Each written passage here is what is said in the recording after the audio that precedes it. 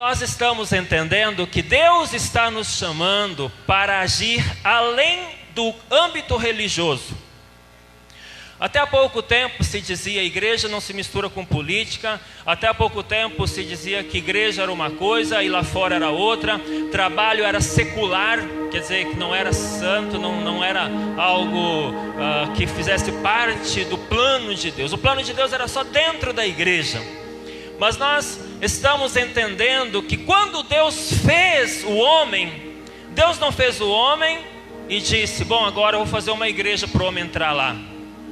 Por que Deus não fez uma igreja quando fez Adão e Eva? Porque o mundo era a igreja. A terra, onde o homem está, ali é lugar santo. Por que Deus disse para Moisés: tira a sandália, porque o lugar que você está é santo? Não havia nenhuma igreja lá, não havia nenhum templo lá. Havia a presença de Deus lá. Diga glória a Deus. Onde está a presença de Deus, ali é santo. Lá no teu trabalho, por você estar lá e por Deus estar na sua vida, aquele lugar é santo ao Senhor. Diga graças a Deus. Lá quando eu estou dando aula, numa periferia ou no centro, por eu estar lá e Deus estar lá na minha vida, aquele lugar é santo ao Senhor, em nome de Jesus. Então hoje eu quero falar sobre o reposicionamento do cristão no mundo. O reposicionamento do cristão no mundo, isto é, eu me converti em 1994, no século passado, se é que você lembra ainda. 1994, num retiro de jovens no período de carnaval. Ali eu me entreguei a Jesus. E lá naquele período, vocês não vão ligar as pontes porque é muito diferente aqui. Mas lá naquele período, muito obrigado, querido, eu tive contato com muitos cristãos pentecostais. Eu converti já nessa visão apostólica com o meu líder, pastor Ricardo e apóstolo Ricardo Wander. Mas eu tinha muitos amigos pentecostais, e os pentecostais era a maioria da região, como também creio aqui. E então os pentecostais me venderam uma ideia de que este mundo era perigoso, esse mundo era difícil. Neste mundo o crente sofre muito. Neste mundo, os filhos do mundo, eles têm uma boa vida, mas o crente tem uma vida muito sofrida. Então vamos apressar a volta de Jesus. Eu quero logo ir para o céu, eu quero logo estar na glória. E eu comecei a achar que isso era normal, que um cristão deveria querer fugir desse mundo e deveria querer logo ir para o céu. Não que alguém desejasse morrer, mas alguém queria logo estar na glória, porque lá as ruas são de ouro, os muros de cristal, e aqui eu moro muito mal e o meu muro não está pintado, ou não tenho muro. Então eu comecei a ver que a mensagem que vinha mais ou menos era assim, que esse não era o meu mundo. E de fato nós vivemos no reino de Deus, mas a ideia era de que o mundo todo aí, o mundo econômico, o mundo político, o lugar das decisões, isso tudo era para os filhos do diabo. Os filhos de Deus tinham que ir para dentro da igreja, tinha que se consagrar, ou ir para o monte, e tinha que se separar. A visão de santidade é muito boa, mas não significa que eu tenho que me isolar do mundo. E então a ideia que se criou, inclusive em mim, era de que o mundo jaz no maligno, e eu tenho que fugir dele, e eu tenho que me separar dele. E então não mistura a igreja com política, deixa essa sujeira para lá, e o diabo vai tomando conta, e as decisões da política nos afetam, e as decisões da política nos dominam. E aí a igreja foi se eximindo de sua responsabilidade, e o diabo foi colocando, eu nem vou dizer aqui a seita, mas pessoas que fazem parte de uma fraternidade, você sabe mais ou menos quem é, uso da fraternidade lá em cima, as pessoas que faziam parte de seitas lá em cima, ou ateus, e os crentes e cristãos dentro das igrejas.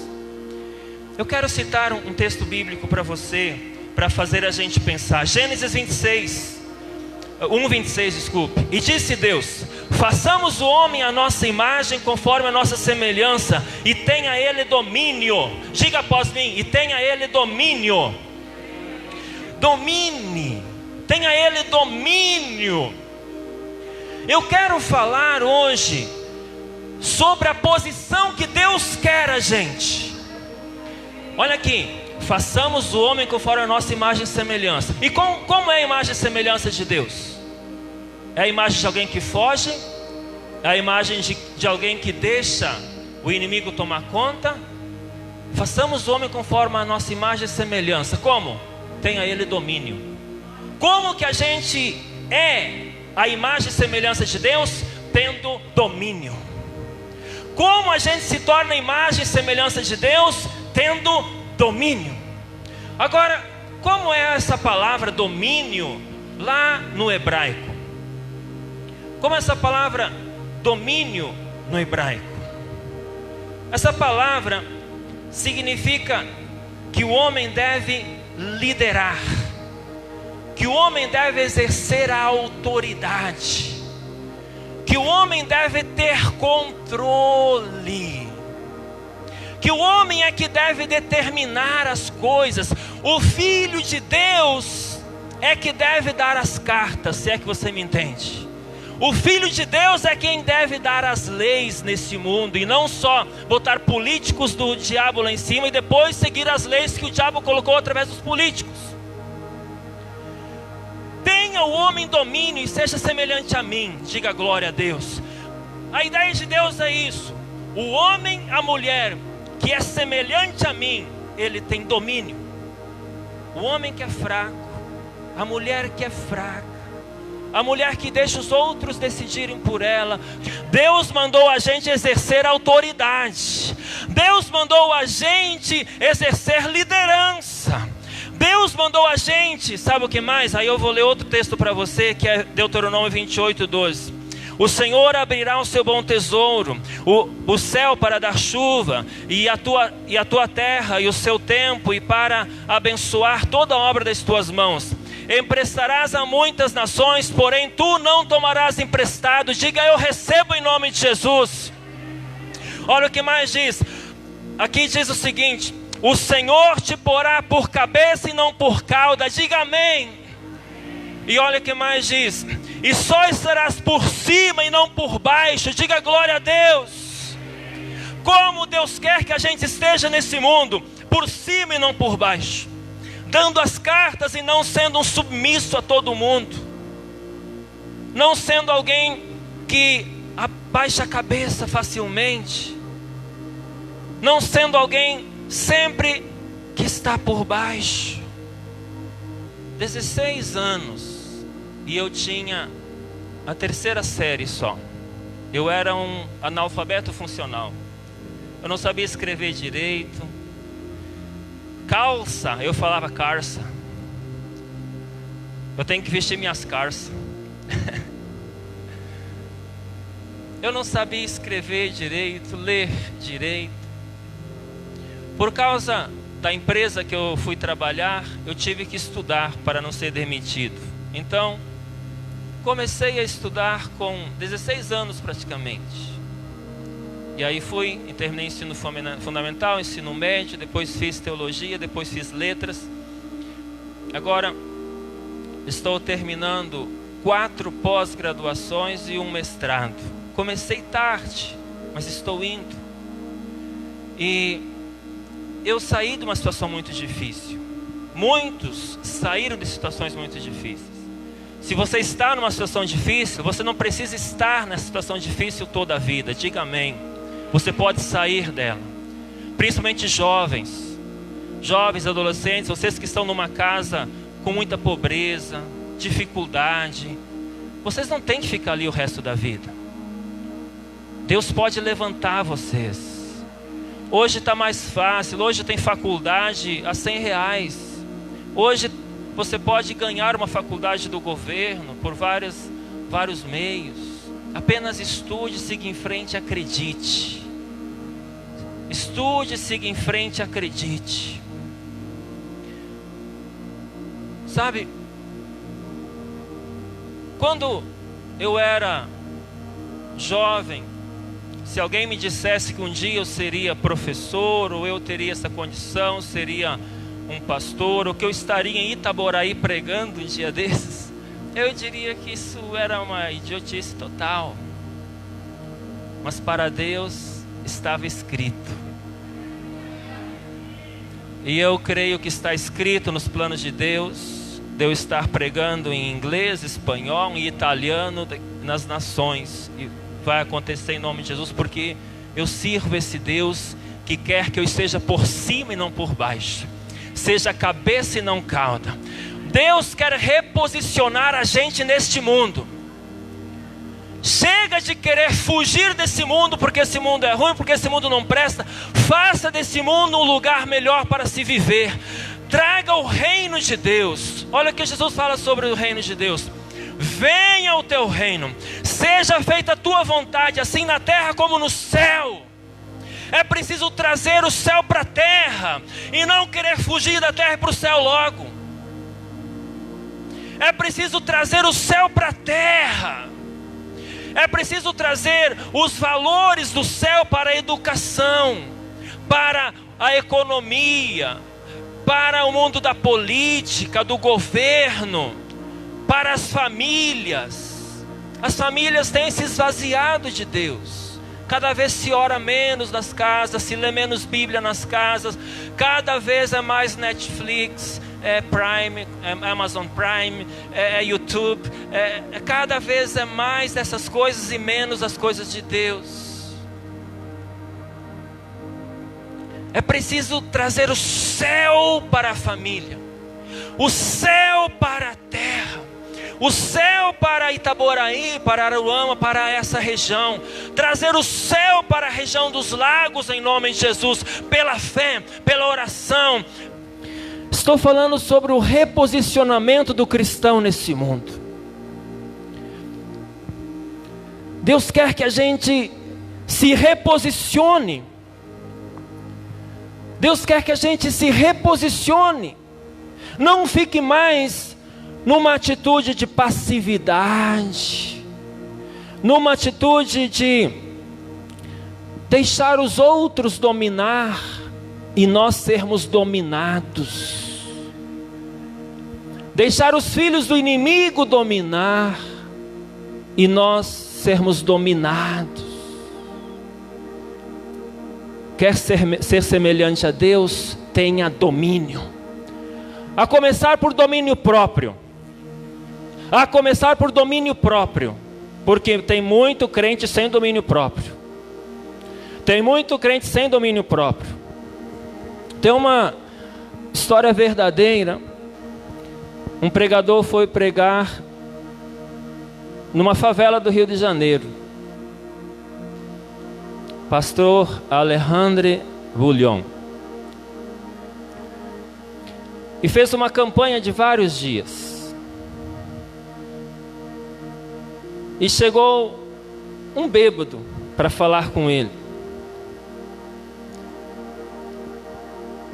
E o bêbado disse para ele, depois de uma pregação: pastor, se o diabo aparecesse para mim em forma de diabo, eu ia dar um pau nele. Mas como ele aparece para mim em forma de garrafa de cachaça, eu não resisto. Isto é, muitos acabam cedendo aquilo que eles cobiçam. Acabam cedendo ao sexo, acabam cedendo à droga ou à bebida, acabam cedendo porque falta domínio próprio. Falta o domínio próprio, fruto do Espírito. Depois que eu tenho domínio próprio, uma das melhores maneiras de provar o domínio próprio é diante de uma sedução. Isto é, esse homem foi seduzido pela garrafa de cachaça. Alguns podem ser seduzidos por um dinheiro ilícito. Alguns por alguma mulher ou homem. É um primeiro momento para provarmos o domínio. Um segundo momento para provarmos o o domínio próprio é o momento da ira, da raiva. Como eu reajo quando estou com ira ou com raiva? Tem uma irmã que tinha dificuldade de ser liberta. Ela frequentava a igreja e ela ia bem, de repente ficava muito mal, ficava deprimida. E ela me confessou então, quando estávamos aconselhando, que quando ela ficava irritada, brava, ela realmente perdia a razão. Ela, conforme diz por aí, ficava possessa. E ela ficava possessa mesmo. E então eu disse para ela: quando você perde o domínio, alguém tem o domínio. Quando você perde o domínio sobre você mesmo, alguém vai ter o domínio. E quem vai ter o domínio? Um espírito de ira, de raiva, de morte, desejo de vingança, ódio. Um espírito que te bota na cabeça: é melhor você se matar. Se alguém perde o domínio com facilidade, alguém outro vai ter o domínio com facilidade. Os demônios familiares, geralmente. Demônios que acompanham aquela família. E aquilo assustou a irmã. E ela levou mais a sério a libertação, a atitude de fé. E ela está muito bem hoje. É uma das nossas líderes. Porque ela entendeu. Escute a palavra: dar-se o direito. Ela entendeu que ela não poderia se dar ao direito de ficar possessa. Não se pode dar o direito de certas coisas, porque vai dar brecha, vai dar abertura para o inimigo agir. A pessoa perde o domínio, o inimigo ganha o domínio. Depois que eu tenho domínio sobre a minha vida, minha emoção, minhas coisas, eu preciso ter domínio na minha casa. Não é um domínio de imperador, mas saber tudo como está na minha casa, levar controlada a situação. Se um filho está fazendo algo meio fora, eu converso com ele, eu oro por ele.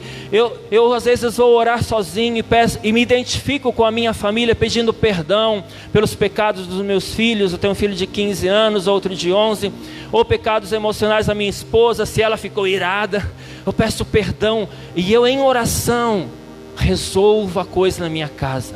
Eu mantenho o domínio nesse sentido, de manter ordem na minha casa, manter a ordem na minha casa. Então, eu mantenho esse domínio, não sobre as pessoas, mas não deixar aquele que ruge como leão entrar. Não deixar aquele que ruge como leão entrar por causa da ira, da raiva ou dos pecados dos meus filhos. Converso, resolvo, vou para a oração. Porque Deus me colocou como pai e marido, como aquele que é o vigia, o sacerdote do lar, aquele que vigia na minha casa. Então, na minha casa eu estou sempre assim. O computador dos meus filhos estão todos para a porta. Eu passo na porta e vejo o que está na tela dos dois computadores deles. Sempre. Eles não têm o direito de trancar a porta e me deixar sem ter acesso. Eles não têm o direito de bloquear o celular e eu não ter acesso ao celular deles. O que é que tem para esconder? Não tem nada que esconder. Então, vida clara, eu tenho domínio nesse sentido na minha casa, para que tudo vá bem. Depois que eu tenho domínio sobre a minha casa, nós somos pastores, procuramos ter esse domínio, essa liderança, procurar esse bem-estar da igreja local. Então a gente tem que preocupar com cada líder, cada obreiro, como é que está cada um. No nosso caso temos visão celular, como está cada célula, como estão as coisas. E a gente procura ter essa tranquilidade, ter essa supervisão, sem manipulação e controle, mas entendendo que Deus me deu esse espaço. Deus me colocou ali para ter essa liderança. Deus colocou o homem lá no Jardim do Éden para dominar, para exercer liderança. Quando eles deixaram a serpente influenciar eles, a coisa desandou. Eles perderam o domínio, a terra foi amaldiçoada. Eles perderam a liderança, projeto de Deus momentaneamente naufragou, até a vinda de Jesus. Quando a gente perde o domínio, o plano de Deus começa a escorrer pelos dedos. Quando a gente perde a liderança, os planos de Deus começam a escorrer pelos dedos. E eu falo algo para ti. Todo mundo postando nas redes sociais: Deus no controle, Deus no controle, Deus no controle. Se você perdeu o domínio, meu irmão, como que Deus está no controle? Deus estava no controle lá com Adão e Eva enquanto eles tinham domínio. Quando eles deram o domínio para a serpente, quem estava no controle naquele momento? A serpente. Aí Deus teve que falar para a serpente que ele tinha feito um projeto. E nesse projeto viria o filho da mulher, a semente da mulher. E essa semente da mulher, a serpente, lhe pisaria o calcanhar, mas a semente da mulher lhe pisaria a cabeça. Dê glória a Deus. Quando o homem perdeu o domínio, Deus fez ou apresentou o plano para ter domínio de novo. Em Jesus nós temos o domínio que Adão e Eva perderam. Em Jesus, eu e você somos convidados a termos domínio, autoridade, poder, estar por cima e não por baixo, ser cabeça e não cauda, emprestar a muitas nações e não tomar emprestado, ser grande nesta terra, ser grande nesta terra. Em Mateus 28:20 diz, vamos começar no 18. Jesus, aproximando-se, disse-lhes: foi-me dado todo o poder, todo o domínio no céu e na terra. Ide, pois, fazei discípulos de todas as nações. Jesus estava dizendo, em outras palavras, aquele domínio que Adão e Eva perderam, sabe aquele domínio? Foi-me dado. E eu dou a vocês.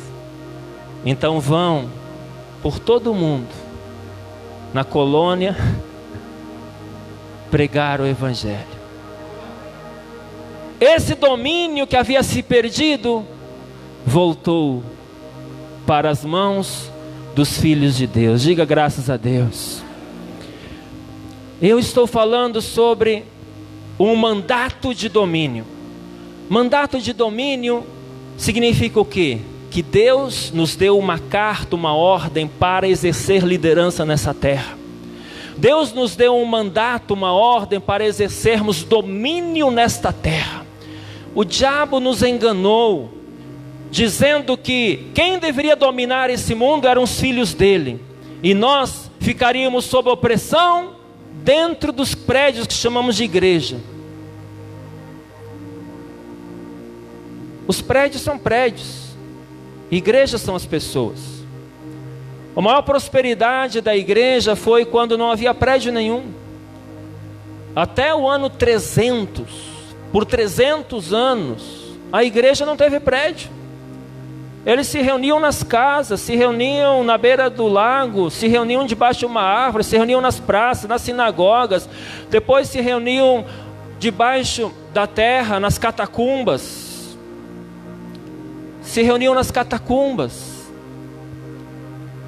Porque nas catacumbas, os soldados romanos respeitavam esses cemitérios subterrâneos e deixavam eles à vontade. Quando começou a estragar a igreja? Quando começou a ter igreja, templos, através de Constantino. Começou a estragar a igreja. Porque o povo começou a ligar que igreja era ir por um prédio. E esqueceu que igreja é a igreja viva, que caminha sobre a terra, que está trabalhando, que está estudando. Igreja são as pessoas. Lugar santo é onde as pessoas de Deus estão, não é um prédio. Isso é católico. Prédio que tem, as igrejas católicas que tem esse negócio de lugar santo e prédio. Mas nós herdamos isso do catolicismo. Eu fui no Vaticano, é uma idolatria lá naquela praça de São Pedro, o Museu do Vaticano. nós ainda trazemos muitas coisas de Roma e precisamos voltar para Jerusalém. Diga graças a Deus. Nós ainda trazemos muita coisa religiosa de Roma e precisamos voltar para os conceitos de Jerusalém. Deus está nos falando para nos reposicionarmos nesse mundo. Reposicionarmos nesse mundo. Você não é pequeno e fraco, você é forte. Diga o fraco, eu sou forte.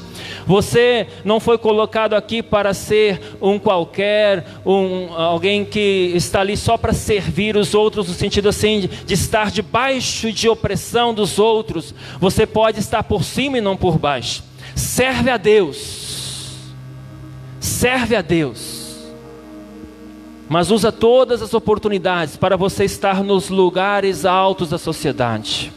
Estamos entendendo hoje que há 7 montes de onde sai o poder que domina a sociedade. 7 montes de influência da sociedade. Um monte é a política, é o governo. Coisa que a igreja quis se isentar. E muitos que entraram lá se corromperam. Isso é outra coisa. Quando eu digo para filhos de Deus se envolverem com governo ou política, eu falo para eles irem lá e mostrar como é o reino de Deus, e não para irem lá e se tornarem do reino das trevas, vendendo votos e se corrompendo. Um outro monte de influência da sociedade é mídia, entretenimento. Então, a mídia, começamos a falar há muito tempo, a Globo é do diabo, a mídia é do diabo, a mídia, a grande mídia. Nós temos que estar lá, a igreja tem que estar lá. Eu dou graças a Deus que muitos irmãos nossos estão lá. A Aline Barros é um excelente exemplo de tudo que eu sei. Nunca teve problemas de caráter. Conheço ela desde menininha, 15 anos, quando ela lançou Consagração, vocês conhecem também. É um ótimo exemplo de uma pessoa que está na mídia falando coisas lindas de Deus. E é isso. Não é só lutar contra, é ter dos nossos lá. Não é falar mal da política só, é ter gente do reino de Deus lá em cima. Outro monte é a educação. Não adianta só falar contra kit gay, contra a ideologia de gênero. Nós temos que ter gente do reino de Deus decidindo junto esse negócio lá. Gente do reino de Deus debatendo lá. Ei, eu não concordo com isso, eu não voto nisso não. Pode parar, não é assim. O reino de Deus é desse jeito, os princípios são esses. Diga glória a Deus. Então chega de fugir deste mundo. Vamos lá nesses montes e vamos exercer influência lá. Porque quando Jesus voltar, Ele vai voltar e ver uma igreja atuante, uma igreja poderosa, uma igreja que ocupou os espaços, uma igreja que está dominando sobre a terra e que não está debaixo dos pés do diabo. Uma igreja que está por cima e não está por baixo. E aí envolve um erro escatológico grave que eu não posso entrar agora. Um erro escatológico. A escatologia que nós sempre ouvimos falar era isso. A igreja bem mirradinha, guilhotina no pescoço da maioria, o anticristo super forte tomando conta de toda a terra, e os poucos cristãos que tinham ainda negando a fé porque a coisa estava feia, alguns então sustentando a fé até o final. E isso era o final dos tempos para nós. Agora, será que essa é a única maneira de ver o final dos tempos, ou será que há outra? Não posso entrar nisso agora, mas a visão bíblica que eu vejo é que Deus quer que a igreja cresça, e ela se torne poderosa nesta terra. Quando a Bíblia fala em Daniel que aquela pedra que destruiu os impérios, aquela pedra que destruiu aquela imagem que Nabucodonosor viu, e que incluía o Império Romano, que eram os pés de ferro, aquela pedra que destruiu aquela imagem e todos os reinos deste mundo, essa pedra cresceu, cresceu, cresceu e tomou toda a terra. Mas a escatologia está dizendo que essa pedra cresceu até um certo momento e depois Satanás tomou toda a terra pelo anticristo. Mas eu só estou dando uma pincelada para você, é o seguinte: nós precisamos nos reposicionar nesse mundo, rever conceitos derrotistas, rever conceitos de que a igreja é pequena, é massacrada, ou a igreja é de pessoas menos favorecidas. Não, a igreja do Senhor Jesus deve exercer domínio, autoridade, liderança. A igreja do Senhor Jesus deve influenciar as tomadas de decisões nas nações. Hoje, certamente, nós temos a maior representação evangélica ou cristã no mundo político. E será muito mais, em nome de Jesus. Amém?